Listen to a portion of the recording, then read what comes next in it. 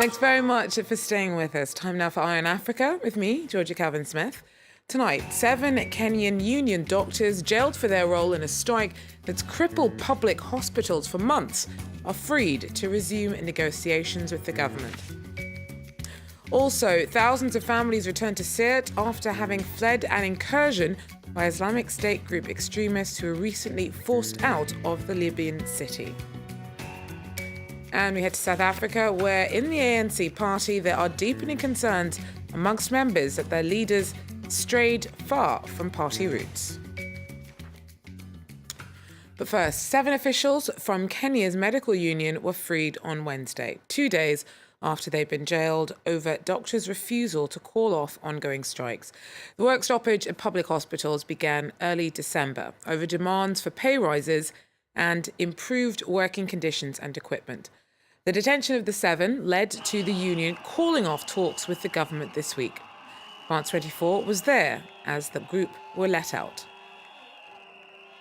It's a great decision. Doctors should not have been jailed in the first place, and especially for fighting for their rights, for upholding their oath. It was ridiculous to begin with, and we are really grateful that finally justice has been served. To me, I don't think that was appropriate, because it was like a sort of blackmail on our part, because we are being compelled to accept to go back to work. But in real sense, there was still some negotiation going on. Well, our Lenny Rivago tells us more about the circumstances of the men's release. It was more a case of brinksmanship and cloak and daggers. Brinksmanship on the part of the government, thinking that it had won up on the doctors. However, the doctors' union was adamant that the jailed officials were the only ones mandated to negotiate on their behalf. So, and cloak and daggers in the sense that the health ministry has been infighting. The cabinet secretary has claimed that the permanent secretary is insubordinating him. So on the one hand, brinksmanship, on the other hand, a night of cloak and daggers. So yes, the hand was kind of forced in a way. Is the release, though, likely to change much in the negotiations? Now, Georgia, that's an interesting question, because we have 2 new entities that have come to the table: the Law Society of Kenya, this is the umbrella body for all the lawyers in Kenya, and the Kenyan National Commission of Human Rights, because this is seen as a human rights issue from the perspective of the doctors, while the government says it's an economic issue. So there's a lot of goodwill, especially from the Senate.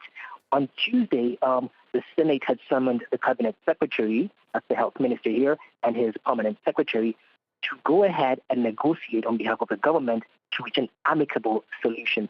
And the Court of Appeal has given them 7 days to come up with a solution and to report back to the court on the way ahead.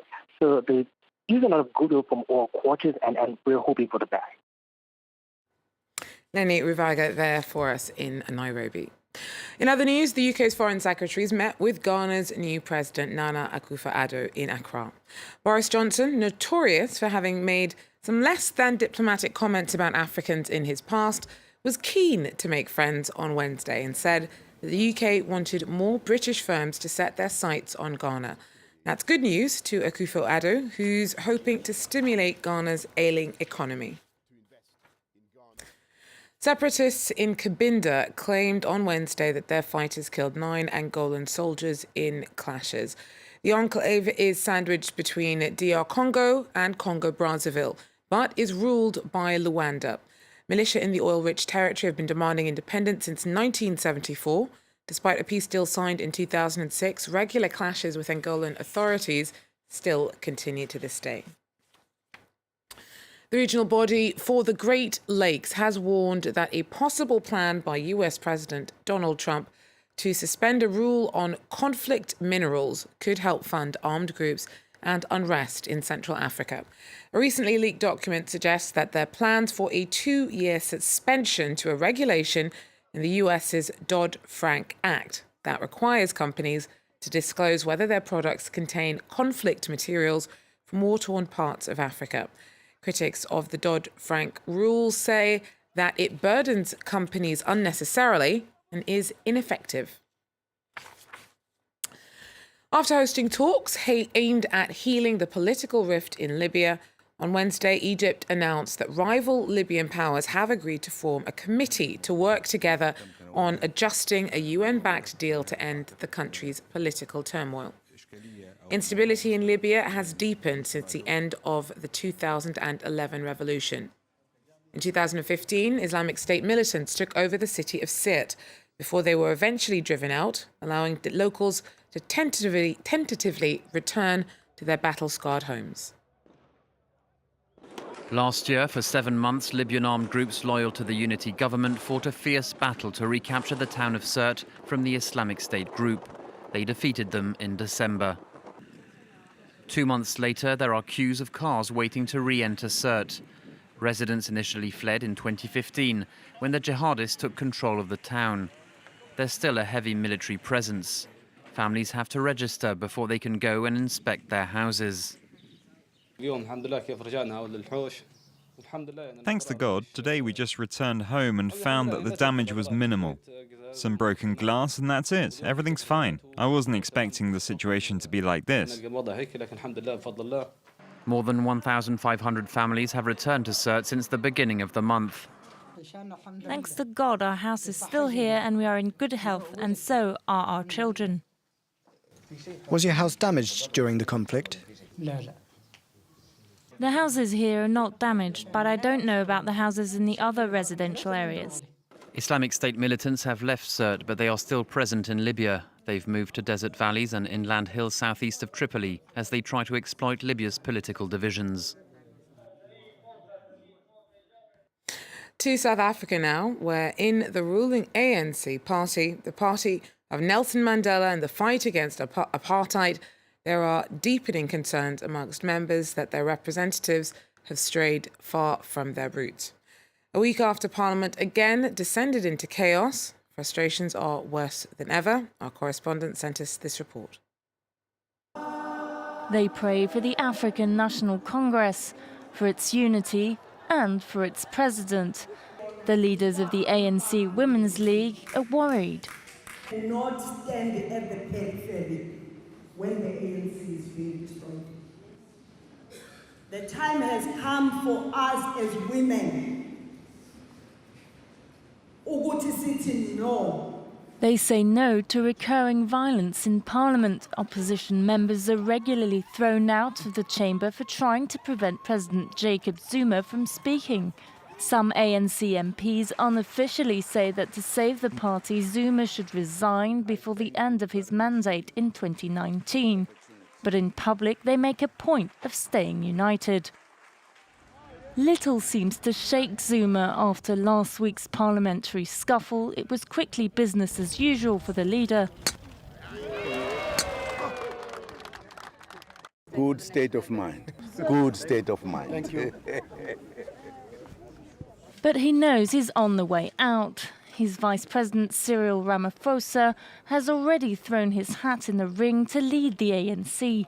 Also in the running is Nkosazana Dlamini-Zuma, the former African Union president, who happens to be Zuma's ex-wife. Divisions between ANC factions are deepening, and for analysts, the way forward is far from clear. The ANC has always been a broad ideological church, in fact. It's always had a left-of-centre socialist-leaning tradition. It's always had a right-of-centre nationalistic or African nationalistic tradition. And all the great ANC leaders have found a way of holding these two traditions or tendencies together and to bring them to the centre. I think that the potential for another split in the ANC is a possibility that cannot be discounted. I think it will largely be an outcome of the result of the National Conference at the end of this year. It's all up for grabs. Whoever ANC delegates choose as party leader at the December Congress will have to paper over the party cracks in time to run for tough elections in 2019. Well, that's it for Eye on Africa for now. Thanks very much for joining us. Do so again if you can. Take care.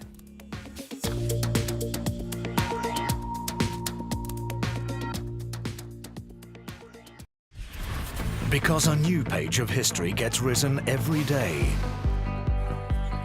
Because breaking news can't wait. Information. Everywhere. In all situations. on every subject. Understanding the world. Imagining the world. France 24, a different take on the news.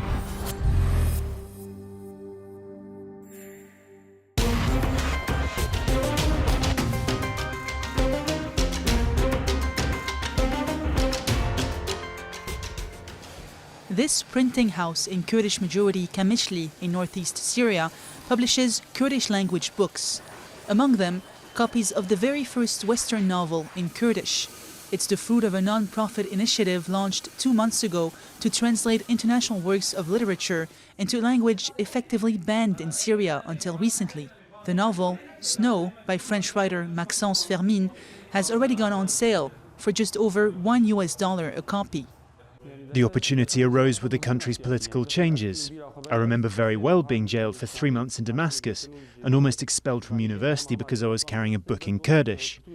Kurdish language and culture were forbidden by the Syrian authorities and the Ba'ath Party because they wanted to assimilate the Kurds and their culture. But today, the Kurds form an entity.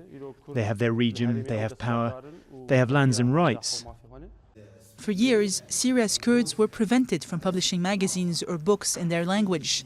It was one of several constraints placed on Kurds before the start of the Syrian conflict in 2011, including depriving them of Syrian nationality. But in July 2012, strained regime troops withdrew from Kurdish-majority areas in the northeast. Malfa Ali, one of the project's founders, is also compiling traditional Kurdish folk tales and songs to put them into print. First, we're going to gather all the stories that were told in this region and put together all the folk songs.